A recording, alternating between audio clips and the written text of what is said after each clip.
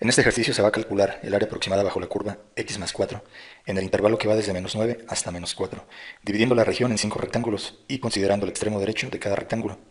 Entonces, esta verde que se observa es la curva bajo la cual se quiere calcular el área. Entonces, la función de esta curva es x más 4. Ahora, los límites entre los cuales se quiere calcular el área es desde -9 hasta -4. Entonces, en este caso, el valor más pequeño, que es -9, va a ser el límite inferior. Entonces el límite inferior se va a localizar por aquí, en -9. Y recordar que a ese límite inferior se le conoce con la letra A minúscula. Entonces A minúscula vale -9.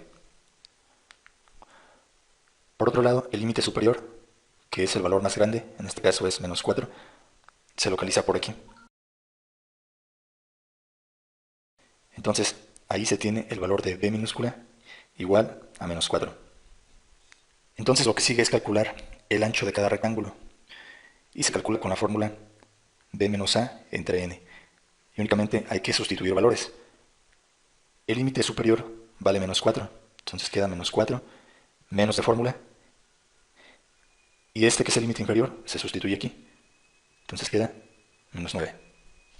Entre n, que es el número de rectángulos, entonces en este caso se van a utilizar 5 rectángulos, entonces queda entre 5.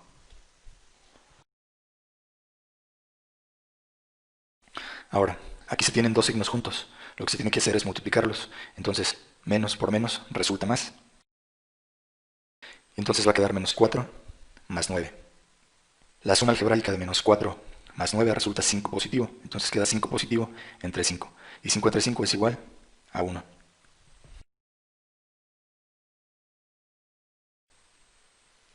Entonces este será el valor del ancho de cada uno de los 5 rectángulos.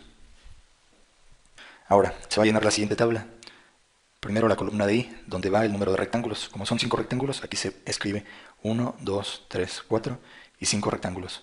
A continuación, en la segunda columna, se escriben los valores de x, y, donde se van a calcular las alturas de cada rectángulo. Entonces, para calcular la marca 1, x índice 1, se va a utilizar la fórmula del límite inferior más el valor de y por el valor de delta x. Entonces únicamente se sustituyen valores. El valor del límite inferior es -9. Luego queda más y, que vale 1, por delta x. Entonces queda más 1 por el valor de delta x, que vale 1. Entonces se tiene que esto es igual a -9. Aquí se tiene 1 positivo por 1, pues es 1. Entonces queda -9 más 1. Y -9 más 1 resulta -8. Entonces este -8 es el primer valor de x, y. Para ahorrar tiempo en los procedimientos, para obtener el siguiente valor de x, y, lo que voy a hacer es, a este valor de x, y, le voy a sumar el valor de delta x. Entonces delta x vale 1. Entonces aquí voy a sumar 1. -8 más 1 da como resultado -7. Luego, para el siguiente valor de x, y, a este -7 le voy a sumar el valor de delta x. Es decir, le voy a sumar 1 en este caso. -7 más 1 resulta -6. Luego, para el siguiente valor de x, y, a este valor anterior le voy a sumar delta x, que siempre vale 1 en este ejemplo. Entonces -6 más 1 resulta -5. Y para el siguiente valor de x, y, a este valor anterior le sumo lo que vale delta x, en este caso más 1. Entonces queda -5 más 1, queda -4.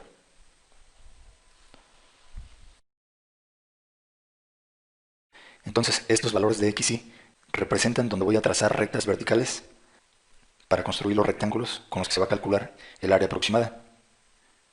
Entonces una primera línea vertical está aquí, en x igual a -8. Entonces de una vez voy a trazar una línea vertical. La siguiente línea vertical va a localizarse en x igual a -7, aquí. Aquí trazo otra línea vertical con la regla. Aquí lo estoy haciendo a mano, pero hay que hacerlo con la regla.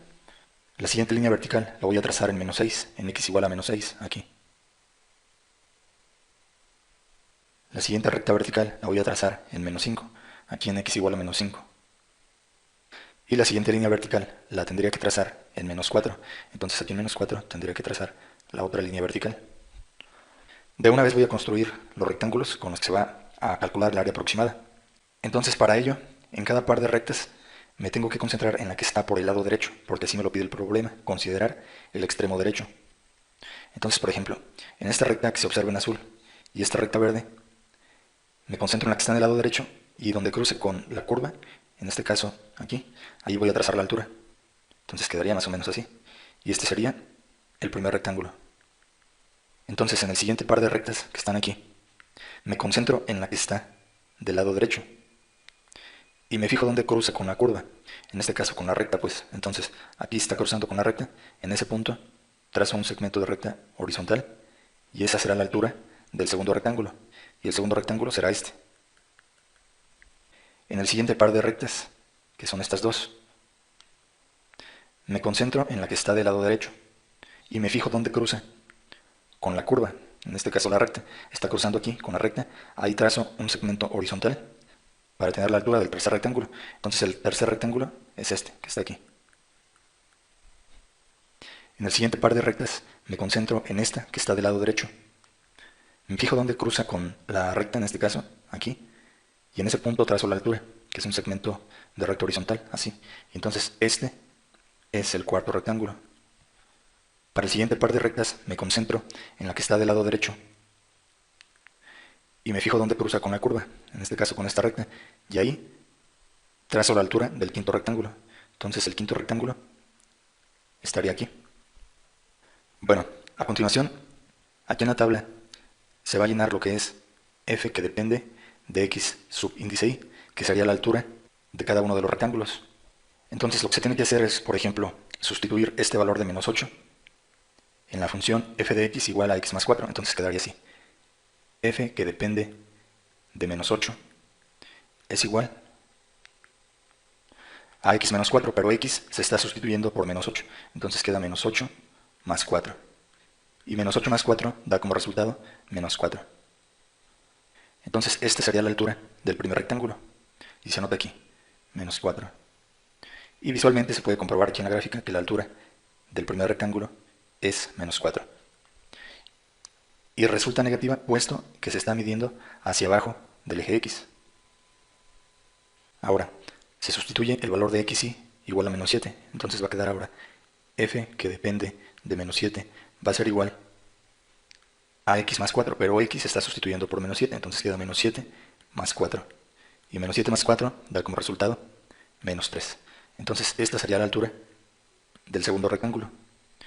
Y se puede comprobar visualmente, aquí el segundo rectángulo, su altura es menos 3. Ahora se va a sustituir el valor de xy igual a menos 6, y va a quedar así. Va a quedar f, que depende, en este caso de menos 6, es igual a x más 4, pero x se está sustituyendo por menos 6, entonces va a quedar menos 6 más 4.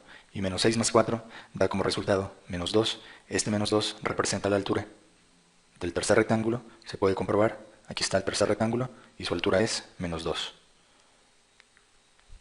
Ahora se sustituye el valor de xy igual a menos 5 y va a quedar f, que depende de menos 5, va a ser igual a x, que vale en este caso menos 5, más 4. Entonces queda menos 5 más 4. Y menos 5 más 4 da como resultado menos 1. Entonces este menos 1 sería la altura del cuarto rectángulo. Se puede observar aquí en la gráfica. En el cuarto rectángulo su altura es de menos 1. Ahora se sustituye el valor de xy igual a menos 4. Entonces quedaría f, que depende de menos 4, va a ser igual a x más 4. Entonces quedaría menos 4 más 4. Y menos 4 más 4 resulta 0. Entonces 0 sería la altura del quinto rectángulo. Se comprueba acá en la gráfica que la altura del quinto rectángulo es 0. Aquí está.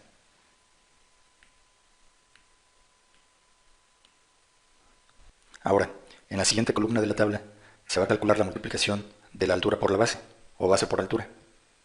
Entonces base es delta x y la altura es f, que depende de xy.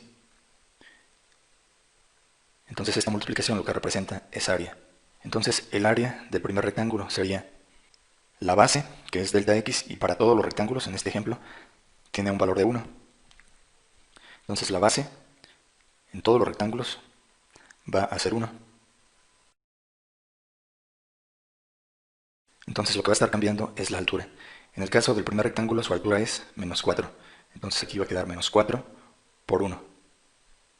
En el caso del segundo rectángulo se tiene área 2. Área subíndice 2 va a ser igual a la base, que mide 1, por su altura, que mide menos 3. Entonces va a quedar menos 3 por 1. Para el caso del rectángulo 3, se va a tener que el área 3 es igual a la base, que mide 1, por la altura, que mide menos 2. Para el caso del rectángulo 4, se tiene que el área 4 va a ser igual a la base, que mide 1, por la altura, que mide menos 1. Y para el caso del rectángulo 5, se tiene que el área 5 va a ser igual a la base, que mide 1, por la altura, que mide 0. Entonces se realizan estas operaciones y se tiene menos 4 por 1 es igual a menos 4, y todas son unidades cuadradas, porque es un área. En la siguiente área se tiene menos 3 por 1 es igual a menos 3. En el área 3 se tiene menos 2 por 1 es igual a menos 2. En el área 4 se tiene menos 1 por 1 es igual a menos 1. Y en el área 5 se tiene 0 por 1, pues eso da como resultado 0. Entonces, ¿qué se tiene que hacer para obtener el área total aproximada? Pues lo que se tiene que hacer es sumar el área 1 más el área 2 más el área 3 más el área 4 más el área 5.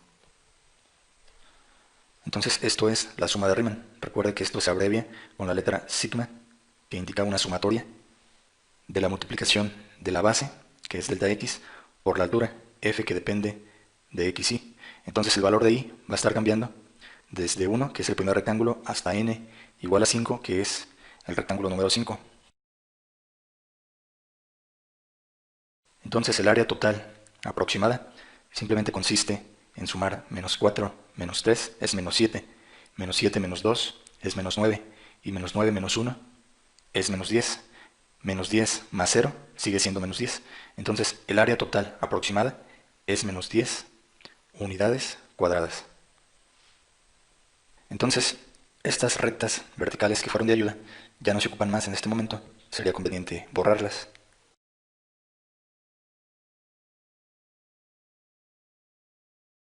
Y entonces ahí se tiene que el área total aproximada que se calculó con ayuda de estos 5 rectángulos es igual a menos 10 unidades cuadradas. Gracias por su atención.